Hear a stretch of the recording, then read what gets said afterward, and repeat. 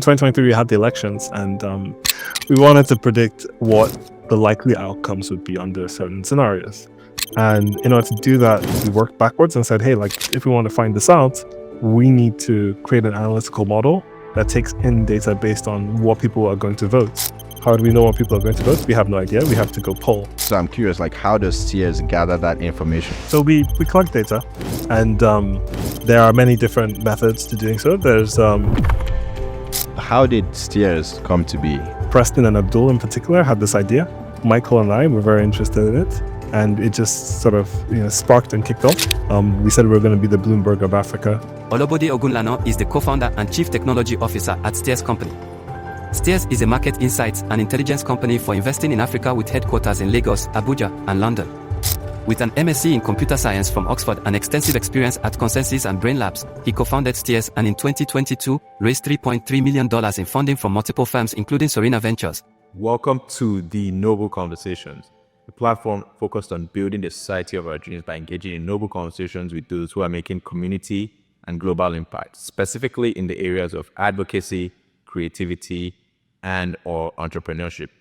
Now, today's guest is definitely making community and global impact in the area of entrepreneurship in Africa and specifically in Nigeria as well. Olabode Ogunlana is the Chief Technology Officer at Stears Company, a market insights company for investing in Africa. Now, join us today as we have a noble conversation about the company shaping the future of investment in Africa.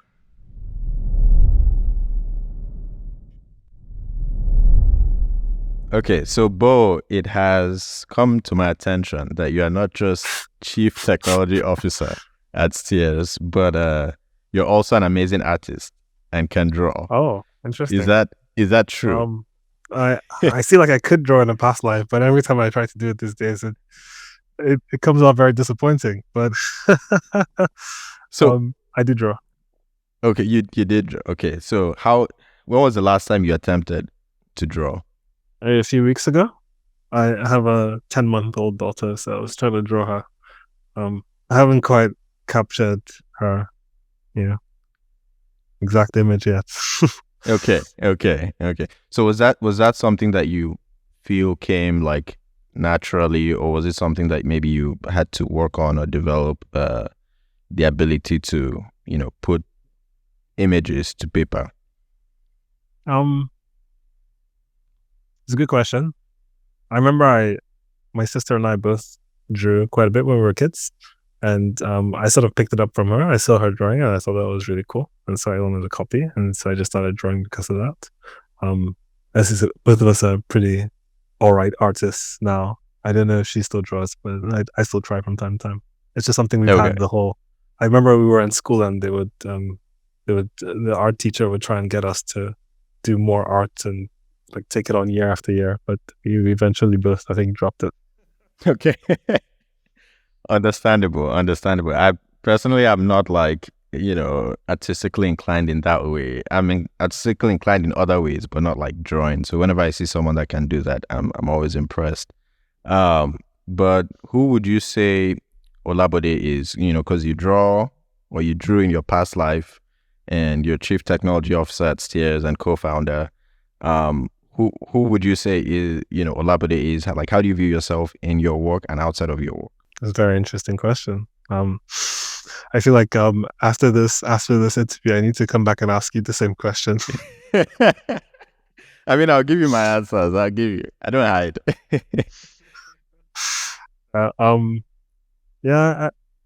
So I see myself as a few things. I'm a father. I'm quite excited about that. I am a technologist at heart, so I love all things technology. I get quite embedded in deep tech. Not actually producing deep tech, maybe not yet, but in observing and speculating where it's gonna go.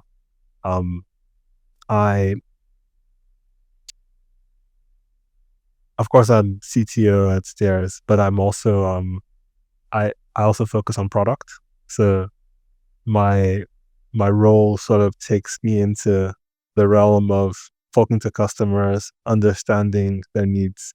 And I think it's something I really like to do. I just like to understand what makes this person or this group of people different from each other and similar to each other, and what makes them delighted when they're trying to achieve a particular goal and they can't do it, and all of a sudden they can in a interesting way.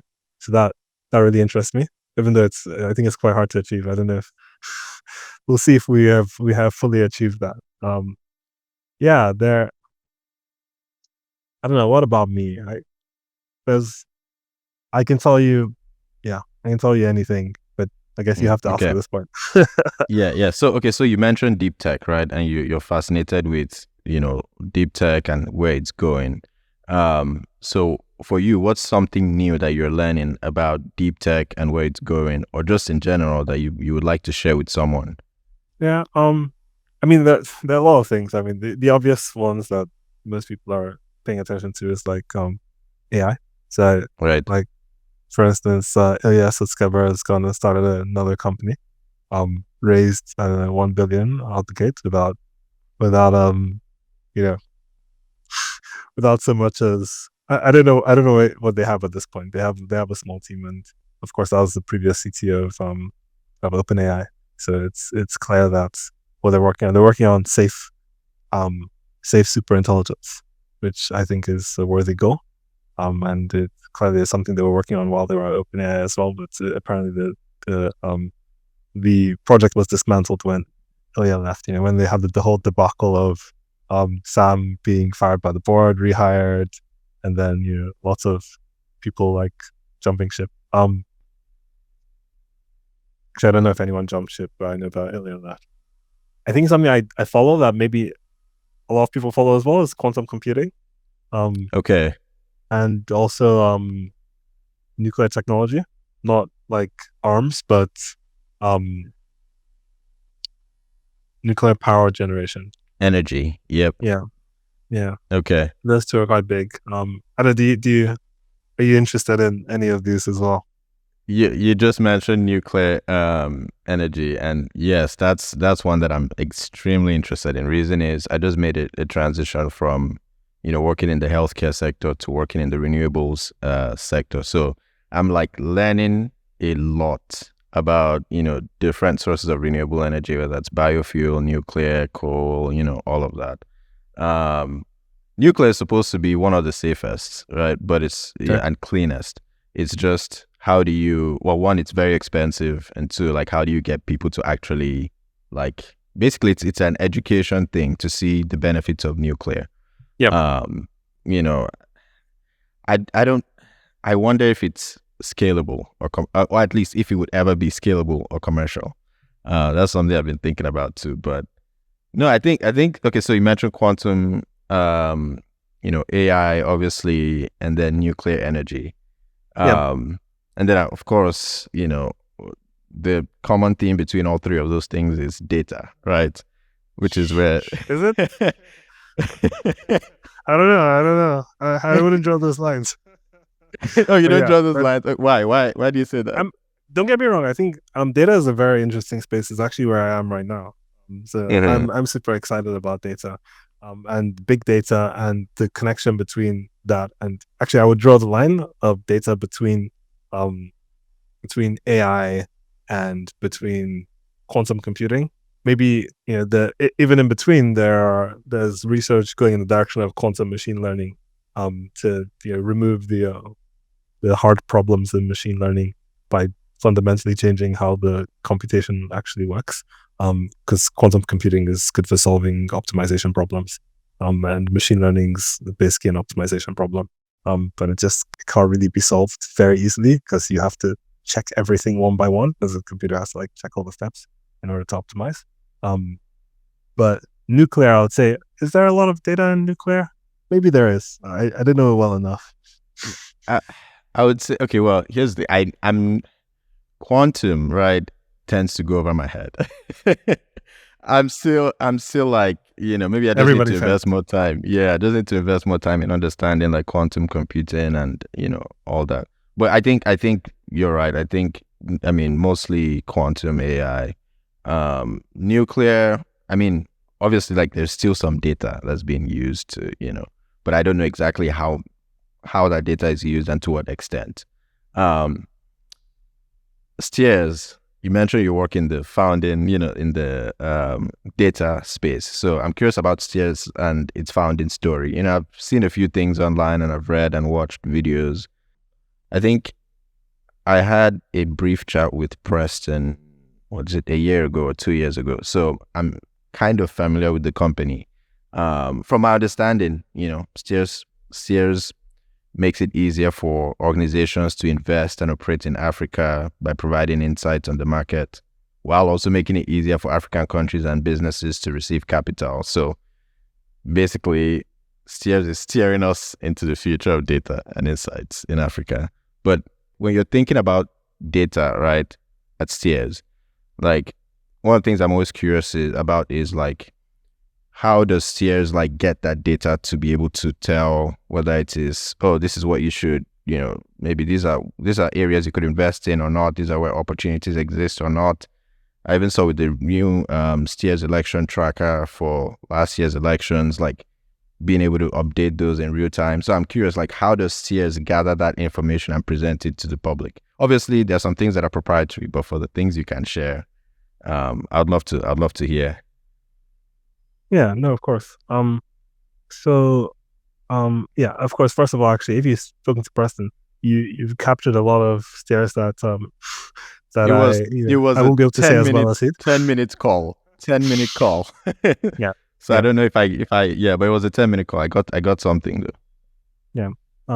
But yeah, we collect data, and there are many different methods to doing so. There's I think people like to break it down into first party and third party data collection.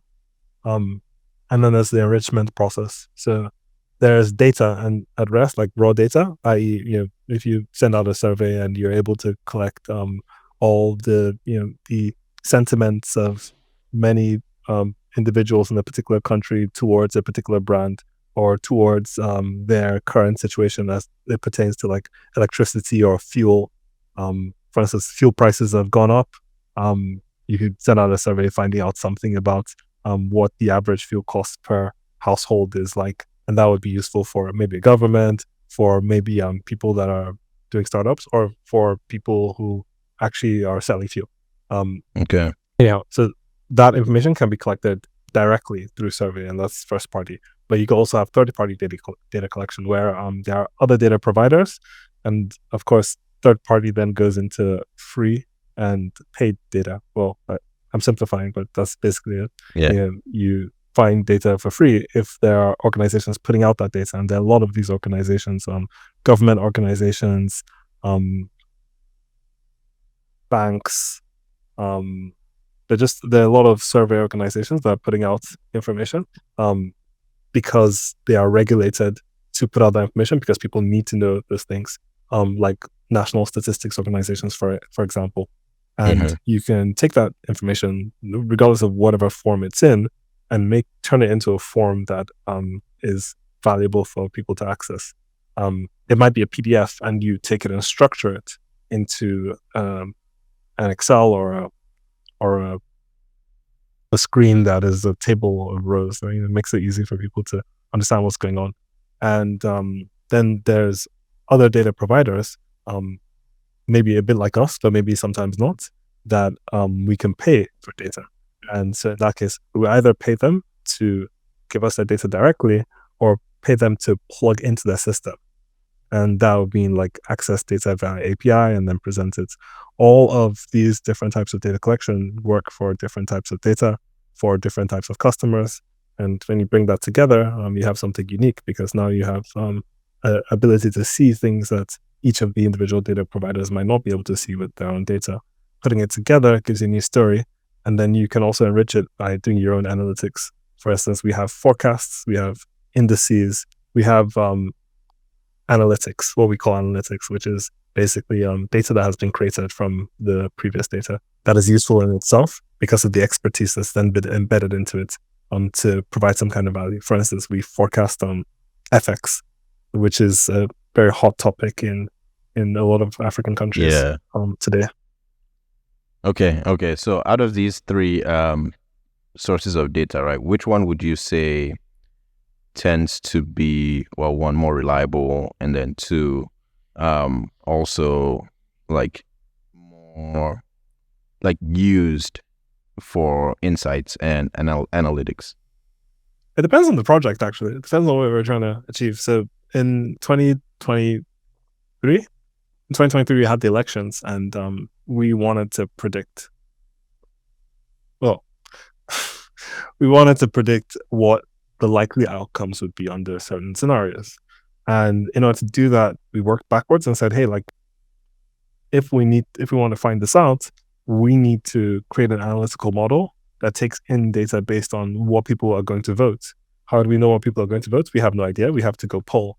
And that polling is first-party data collection. So in that case, you actually need to go direct to the people that are going to provide the data. And this was a very successful. I don't know if you've seen you've probably seen some article somewhere. The prediction, the results. We predicted with some amount of accuracy what would happen under certain circumstances, and it did happen. And then that is an example where first-party data collection was just absolutely necessary, and it was impossible to do without it. And then in the same period, during the elections, we also monitored the elections, and there we did third-party data collection, right? Because at that point we had to look at the actual results that were coming out, right? And so right now, on the Stears platform, of course, we have an open data section that still deals with election monitoring. But then for the vast majority of the other data sets that we have, we're not doing first-party data collection. There's a lot of third-party data collection where we're either pulling from other sources that we know have trusted data, or we're going out to free sources that are producing that information. For instance, the MBS or the CPN or other organizations that I'm focusing on Nigeria for now, but we actually do the same for the equivalents of those organizations in like Kenya or South Africa and other countries that we cover. Okay. So it really depends on the case and what's needed. Then you could go first party, third party, or like polls. Okay. Yeah. Okay. And exactly. so for Stears, first party like being polls as well. Oh yeah, they're just different ways of doing it. Yeah, exactly. Okay. So just for clarification, it sounds like first party obviously surveys, third party, organizations that put out the data, and then the third is polls, but those polls are more like focus groups, right? Or is it individuals? Okay. So focus groups, I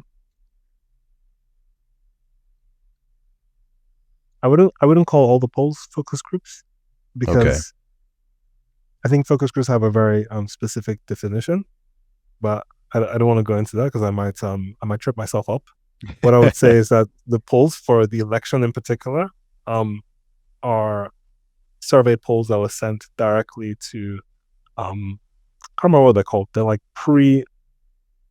pre-subscribed pollsters. So there are agents that have already been registered. This is actually not our business, so we worked with a partner to do this, that has agents that have been registered in several different places to go out and poll people. Right? And so like that's basically it. Okay. And so how did Stears come to be? And like, what's the story, behind that? And where were you when the first idea to launch this company was birthed? If you remember. I should ask the same about Noble Conversations Studio. Don't worry, I'll give you the answer. Yeah, not giving me answers. Oh, you I'll want? give my answers. I mean, I could go first if you want me to. But go for it. Go for it. Tell me. Okay, Noble Conversations. So I think 2023. I started a podcast with one of my friends, and we started because anytime we would meet up, right, in college, we'll sit down, we'll talk for like 5 hours, and it was about different things, like what's going on in the world, politics, all that. And for me, I was like, okay, like, why don't we just do a podcast, right? And this is something he had been wanting to do for a while. And for me, I was like, okay, cool, like, let's do it. So we bought a few mics, started, having conversations about different things. And he had to, step aside because of like work and other commitments. But for me, I was like, okay, this is something that I'm still interested in. I mean, over time, it's changed and evolved into, what it is now in terms of my actual niche, right? But I think in the beginning, it was just like, let's just talk about whatever. But now I would say it's more focused on advocacy, creativity and entrepreneurship. I kind of just organize it that way because, sometimes we have guests where we talk about like politics and policy and what's going on in the world. And then we have other, guests who are like creatives, whether that's, music, podcast, whatever. And then we also have guests, who fall into the entrepreneurship category, like yourself. And so I think for me, it's always been an exploration of the things that I'm interested in. And I've always been interested in these three separate areas, but it never fully clicked that these were the three buckets, right? It was just kind of like, oh, I just like talking about this. Oh, I like learning about this. Oh, I like reading about this.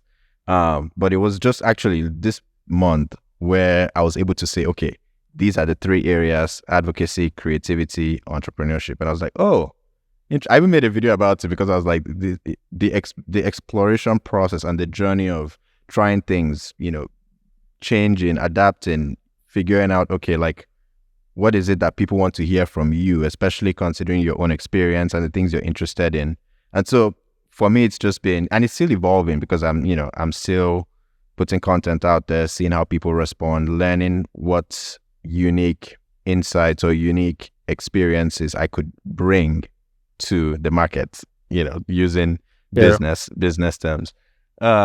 So that's it. That's a big, that's a summary. If you have any specific questions, I can go deep, but that's a summary. So it's been a year, I would say a year. Yeah, no, I'm glad you actually answered that. Thank you. Yeah. Oh, you weren't expecting me to answer. No, I genuinely was not expecting to answer. I'm really glad you did. Because it's really refreshing. The scene that you mentioned, because I was thinking about how we got started at Stears, and you talked about that scene of you and your friend just sitting down and talking for 5 hours. And I think of the co-founders at Stears. And before we had Stears, like, genuinely all four of us were like friends. And some of us were very close friends. Like, I would even say that some of us like close to being best friends, become best friends at some point. And we would have those conversations for long times, talking about whatever was on our minds. So I went to primary school with one of the co-founders, went to secondary school with another.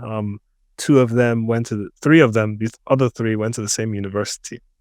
And so we're all a tight-knit crew before Stears even occurred. I mean, at the time it occurred, we didn't know each other very well. There was Preston, who knew all of us very well and sort of brought all of us together. And that's how Stears started. So we, Preston and Abdul in particular, had this idea. Michael and I were very interested in it. And it just sort of sparked and kicked off because we liked each other, we liked to work together. We were interested in this thing that we're working on. We said we were going to be the Bloomberg of Africa. We said, okay, let's make a website because it doesn't make sense to start with a terminal, create a physical keyboard and all the different parts that go into the very complex and very well established Bloomberg as it was at the time. I think this was this was probably between 2016 and 2017 or something. It was a long time ago, and at that time, I had so my role is CTO. At that time, I was just starting my career as a software engineer.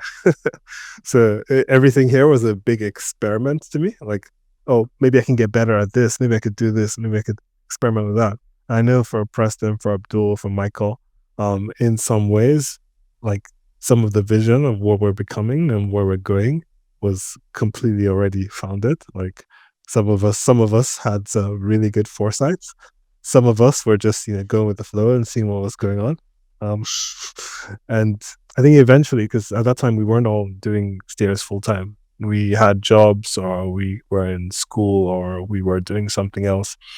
And because I even did a master's at some point and then came back and worked again for another company. And then by 2020, we all came full time, and I think things really start to pick up and move a lot faster.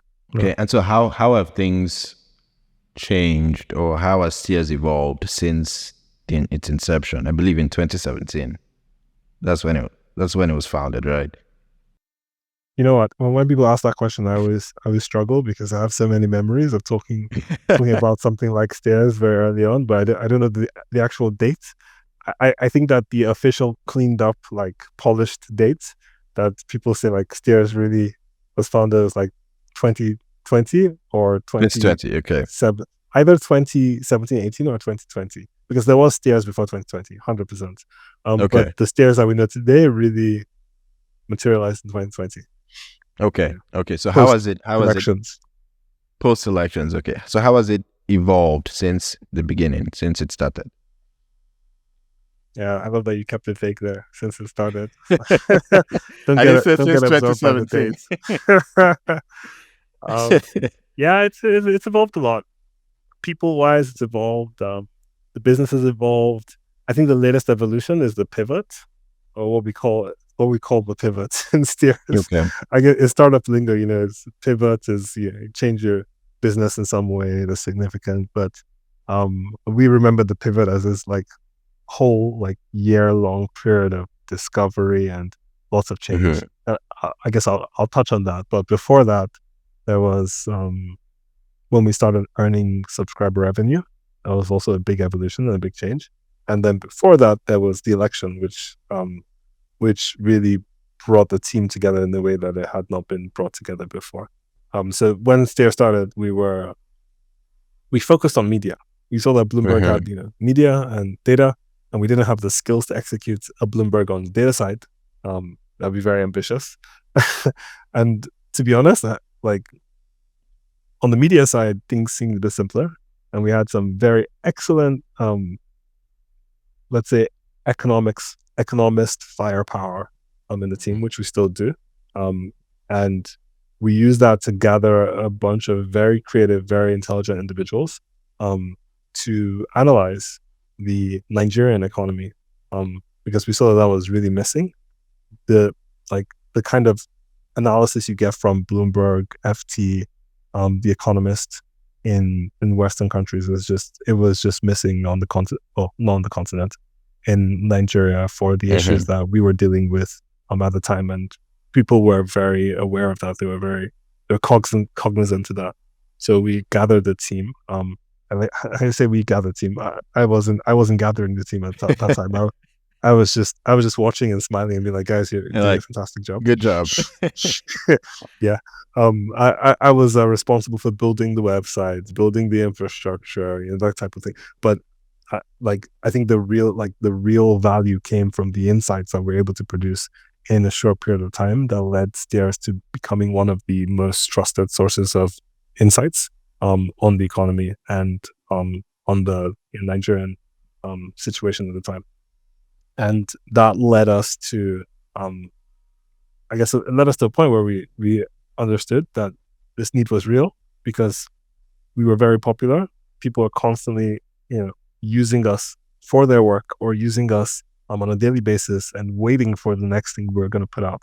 And we had a commitment of putting out one report or one article a day. At the time it was articles, now it's reports, because they have changed dramatically. But we had a commitment of putting out an article every day, that a few excellent people in the team, people like Preston, Michael, TJ, Abdul, really led.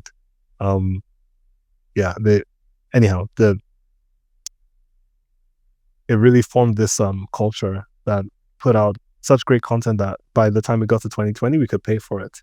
And at that time, it was really the first of the new age type of subscription businesses on media. And a lot of people told us this can't be done for this market. It's not possible. But, we're like, fine, we'll try. We'll see what happens. And we did. And the customers that had been using Stears up until then signed up, they paid. And before we knew it, we were a subscription business, and we had new problems. at new problems like collecting subscription revenue. And then we realized how nascent the payment space is. And now, like, if you wonder why payments is such a big, I mean, it's not just Nigeria. It's like a lot of different markets. Payments is very big now. It's a lot of emerging markets. Payments is a very hot topic, and of course, it's just a hot topic in general. Not only because it's nascent in some areas, but because of the technology there. There's always new technologies. Like crypto is an example. You know, but at the time we realized that there was also missing some basic infrastructure for collecting subscription revenue that the leaders at the time were innovating on. Like, we're using Paystack, and they were innovating on it. We looked at other providers that were doing very exciting things, but we realized that the level that you got in the West, like the subscription businesses, like, I don't remember what they're called, ChargeBee, and we just didn't have that. The level of integration we needed to rest, not have to worry about collecting revenue, was just not there.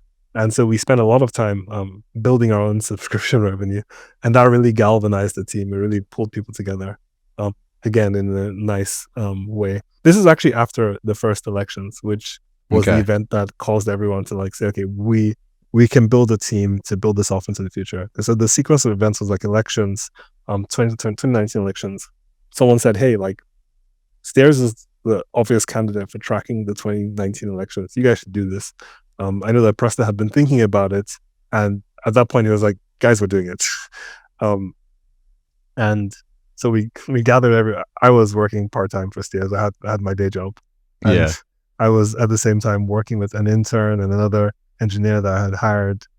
And three of us, me working part-time, them working like some part-time, full-time, to build this platform. And on the back end, we're like collecting the data. We're setting up. Yeah, there was quite an elaborate setup of polling, analysis, reporting, etc., that had to go into the election, and gave us the confidence to, we can actually build this data business. And 2019 elections, it taught us a lot of lessons on the technology side as well, on the software side. But just for me, it taught me a lot of lessons on the software side, and taught the team a lot of lessons in general. But yeah, we moved on from that and immediately said, the analysis we're creating, we can charge for it. And so we did. And when we did that, we realized that our customers were professionals, as we expected, because we were building Africa's data giants for global professionals looking into Africa. This wasn't just, our data is valuable for a lot of people, but the truth is that at the scale we're producing it, the people who use it the most are professionals, like people using it for their work. Whether that be in a non-governmental organization, or in a bank, or in a fintech operator, or in wherever. And so at that point we said, okay, let's take a closer look at what they want, and let's figure out how we can package this in a different form. Well, not really package it, because we weren't producing what we wanted to produce. We were only producing analysis at the time. And we said, like, we have the ambition to produce data. So how can we get the data to our customers in a package that they will, buy like they would buy the average Bloomberg? At that time, we're still looking at Bloomberg, right?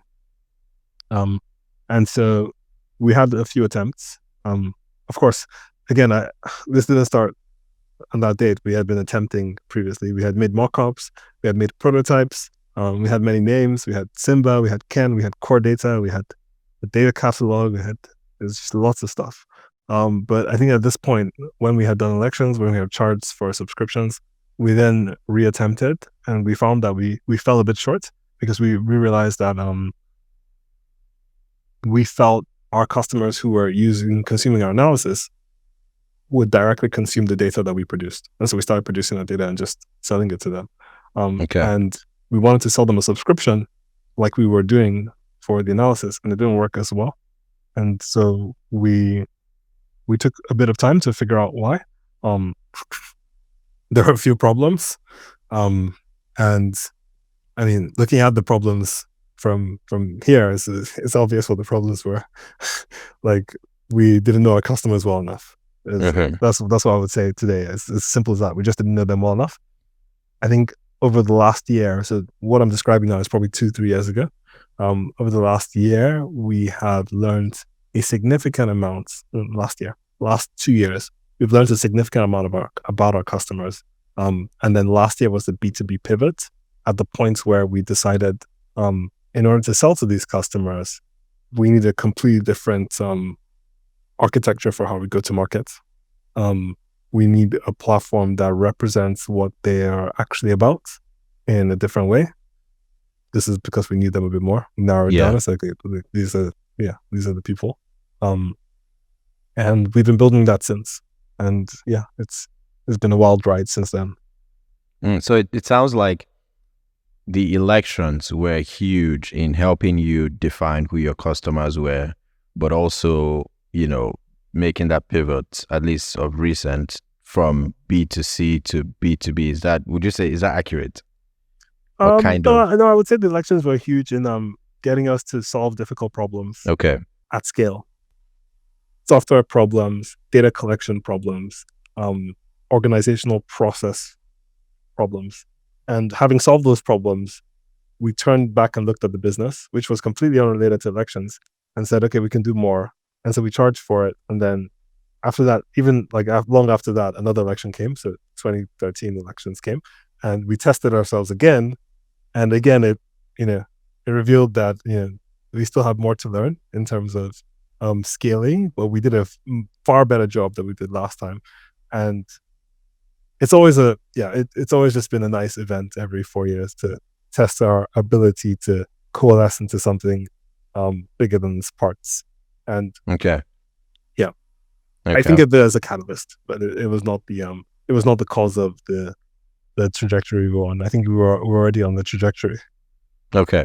Yeah, I'm thinking about my first introduction to Stears, because I've been using Stears for about 2 years now, like mostly just the, articles that come out. I think my first introduction was, I was looking on TechCrunch, and I saw that, this company had raised 3.3 million, in venture funding, I think from a couple like Mac VC, Serena Ventures. And for me, I was always like, and because I'm currently based in Houston, right? And for me, I'm always like, I want to learn as much as I can about what's going on in Nigeria. But I didn't really have, I would look at different news sites and different articles, different websites, but I didn't feel like I was getting that economic data in the way that I wanted to, to understand what's going on from an economic perspective. And so for me, I was just like, oh, let me go check these guys out. And that was how I got introduced to Stears. What would you say is the biggest obstacle that the team has had to overcome in building this company? You talked about getting to a place where you finally understand your customers. But in addition to that, what would you say is the biggest obstacle? It's going to sound cliche, but I would say finding the right people, hiring.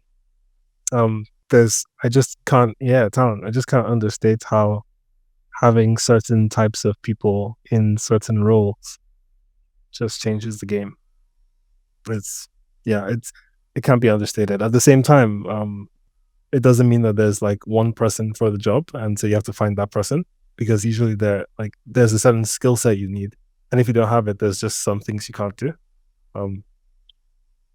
So I think that the story of Stears, as much as it is a story of all the things I said, like the business changing, the business model, the kind of customers we had, it's also been a change in the team's abilities, because of growth of individuals, as well as because we've hired people who had already experienced that growth elsewhere and were able to point us in the right direction and say, hey, this is not how you do it, that's how you do it, or this is not how it should work, you should go over here and get this, or this is not where to get this data from, this is how you do it, this is how you get it.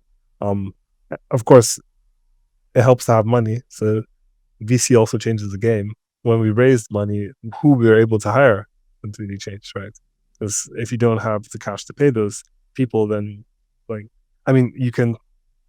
I mean, the startups as a very romantic idea that you're working on something so fundamental and so true that when you explain it to someone, their tears rolling out of their eyes and they're like, hire me, please, take me, I will work with you. And I mean, the honest truth is just like people have kids and they need to eat. And so like you need to pay them enough so that they are comfortable and they can focus and they can just relax, not worry about what's going on and focus on the job at hand. And when you're a small team of people starting a company, you usually have, well, if you're lucky, you usually have less responsibility than that seasoned, experienced person in whatever field. But at the same time, you have because you have that less responsibility, you can take a pay cut and you can spend a bit of time fleshing out this idea, getting it to a point where it has some legs before you get any of those people into your team. It's not to say go find the big company and try to hire all the execs, because there's also the problem with getting the wrong person if they're just not right for the company where it's at. They can't even execute what they would because the level you're at is not ready for them to do that. And if that's all they know how to do, then actually they're not useful at the stage that you're at. So there's a balance to be had of knowing when to hire what type of person. And it's something that we've all had to learn and develop over time through trial and error and digging through the mud. Okay. How would you say, so talent, okay, looking at how, or at least the current economic climate in Nigeria, right? How would you say Stears is navigating that, as a business? I'm not too familiar with other markets, I think you mentioned Kenya. I believe it was one of them that Stears is in. But for Nigeria, how would you say Stears is navigating that climate? Yeah, Nigeria is rough. It's quite tough these days. There's I don't know if you saw, but there's been a fuel hike in the last couple of days. Before that, it's not like fuel prices were low.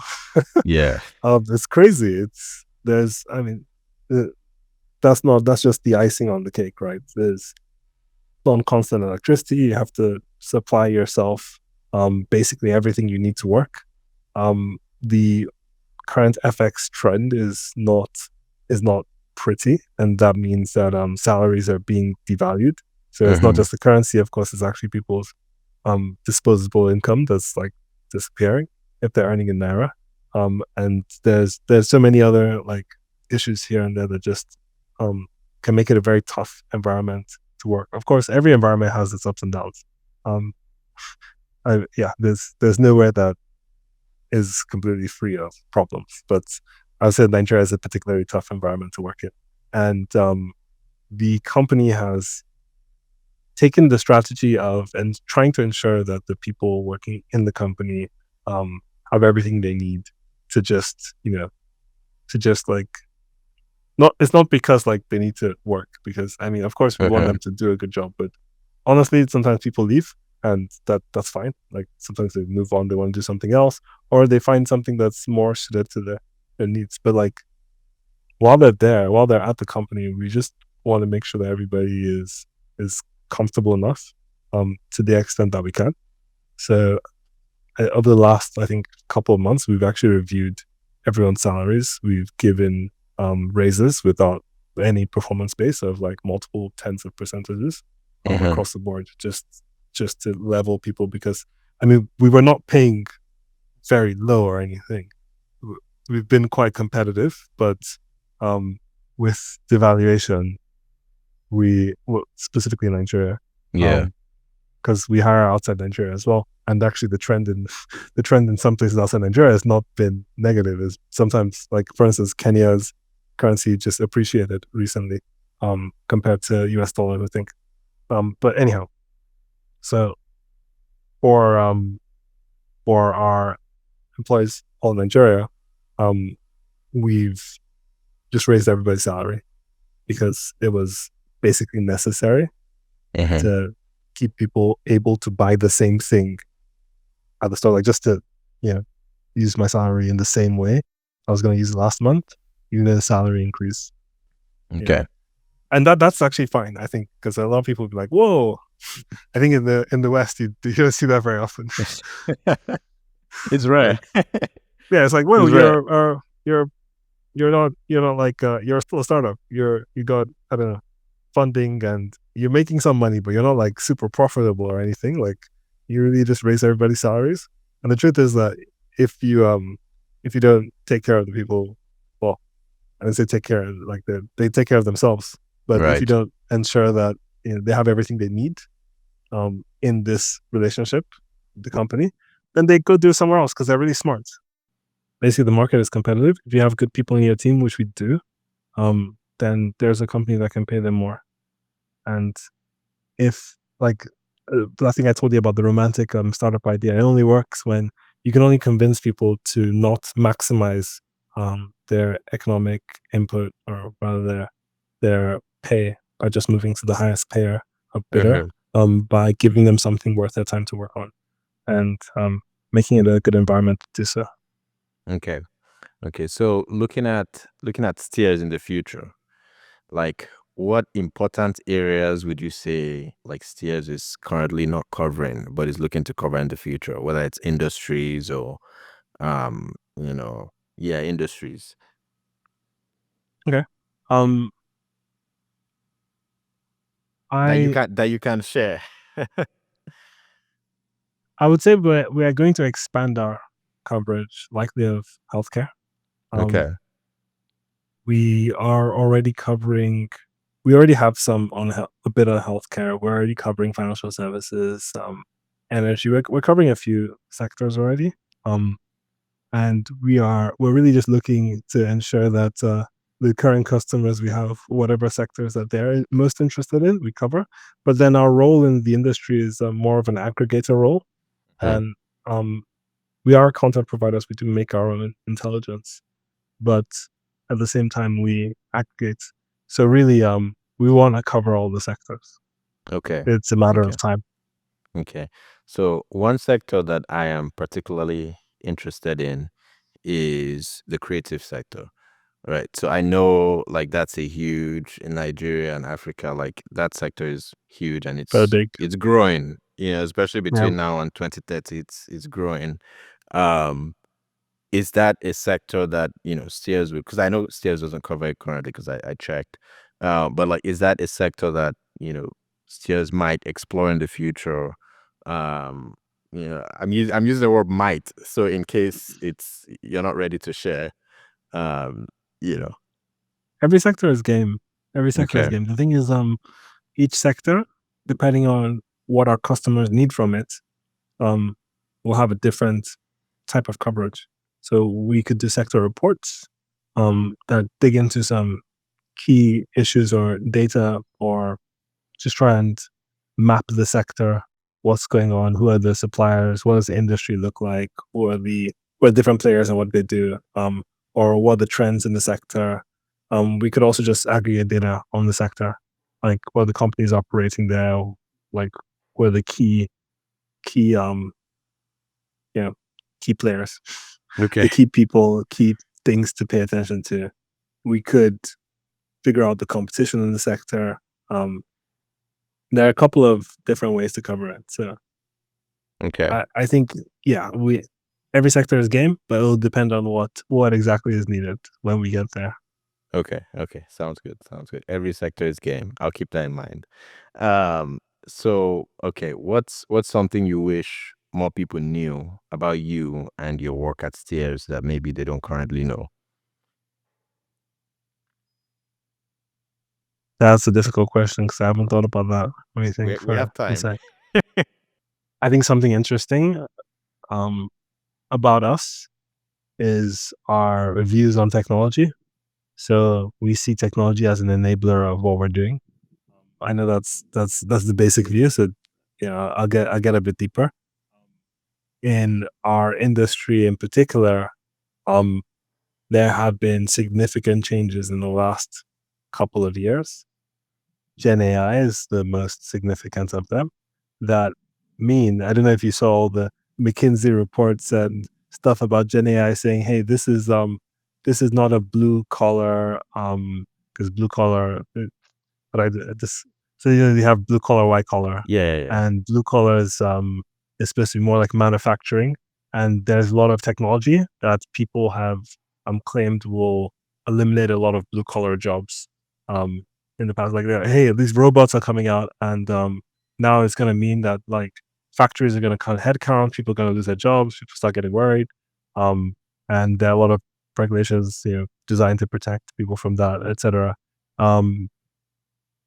A lot of reports have come out saying, hey, Gen AI is going to get rid of a lot of white collar jobs, a lot of analysis, a lot of data science, a lot of programming, a lot of information processing, and basically the technology wave right now is a large information wave, and information providers, data aggregators, people in our industry should be paying attention, and we're paying attention. So that's something that's interesting about us. We're looking into integrating these technologies into our, not only our process, but actually our user experience as well. Because information processing now can be done quite. The problem has always been, how do you get from quantitative processing to qualitative processing? Even just on a human level is difficult, right? You have things like thematic analysis for qualitative data analysis, which is very different from making charts and graphs. Which, making charts and graphs, everyone can tell if you're doing the right job. But the moment you get something like thematic analysis, it's all contextual. It's subjective. It's based on what you see, and so you have to have the domain expertise to pull out the right insights. Now you can get a computer to do that, and it doesn't mean it's going to give you the same answer you would have come out with, but it does mean that the computer can do your analysis, and the computer can synthesize analyses and give you an answer. A computer can take a database of information, and you can ask it a question, and it can give you a 20-page report detailing the answers. You can string all of that together to literally make whatever sequence of conditional programming, because most of programming today is all conditional. I mean, there's declarative type of stuff. Most of it is just if statements and control flow loops of like, if this then that. That popular startup, if this then that. So basically web programming. Basically now you should be able to, if this then that, any problem you want in natural language. You should be able to write out a paragraph describing what you want and let the computer do it. And that is game changing for all of our customers as well as our team. And so we're excited to see what happens next. So what we do paying next. attention to AI's role, specifically as it relates to going from quantitative to qualitative, right? Especially in this space. Yeah. Well, going from processing quantitative information and qualitative information differently to Okay. synthesizing them and processing them in the same way. I would say pay attention to what Stears does on AI. Okay. In the next couple of years. Okay. Interesting. I love that. And then here, how can our audience, including myself, like how can our audience in Nigeria, Africa, and the rest of the world contribute to the work that Stears is doing? You can buy a license. Okay. Yeah. A subscription too. Well, the corporate license is all we sell at the moment. Okay. So it might be a bit steep, but yeah. If you can't buy a subscription, you can just pay attention to us on social media and pay attention to we do have an open Stears, so open data part of the platform that's accessible to anybody. So you don't actually have to have a corporate license to see that. And that covers democracy, it covers elections, it covers political risk. It's an interesting part of the platform that we pay attention to, and we devote resources to 24/7. So yeah, that's something else in Stears that you can, if you just want to see what we're up to, But yeah, pay attention to us on social media. We're usually on Twitter, Instagram, LinkedIn. We're always posting. So yeah. Okay. Awesome. Thank you so much, Bo. I really enjoyed this conversation because I think I've heard about Stears for a while, right?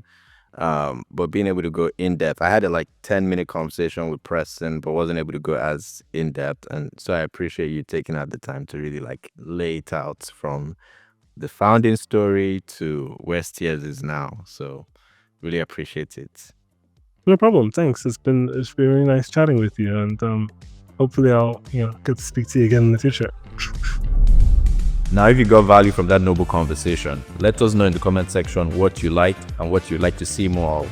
And this helps us engage with more guests and reach more people. What are you waiting for? Like, share, subscribe. Thank you.